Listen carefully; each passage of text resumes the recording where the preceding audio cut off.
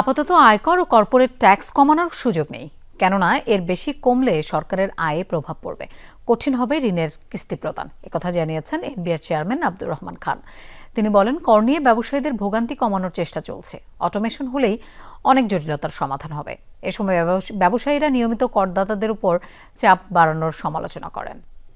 NBR chairman বলেন, রাজস্ব নিয়ে বৈষম্য আর থাকবে না। যেসব খাত এতদিন কর ছাড় পেয়েছে তাদেরও এখন সমান কর দিতে হবে। সীমিত সামর্থ্য, কারণ খুব বেশি কমালে আমাদের কালেকশন কমে যাবে এবং দেশ চালানোর জন্য সবচেয়ে বড় প্রবলেম হলো আমরা তো দীর্ঘ 50 বছর ধরে ডেফিসিট বাজেট করেছি। আমাদের কিন্তু জাতীয় যে ঋণের বোঝা অ্যাকুমুলেটর অনেক বেড়েছে কিন্তু, এবং এটা কিন্তু আমাদেরকে ঋণ শোধ করতে হচ্ছে, সুদ পরিশোধ করতে হচ্ছে, তার মানে রেভিনিউ লাগবে। আমরা যদি ভবিষ্যতে ইভেন ব্যালেন্স বাজেটও করি, তারপরে যে ঋণের বোঝা হয়েছে এটাও কিন্তু ক্যারি করতে হবে অনেকদিন পর্যন্ত।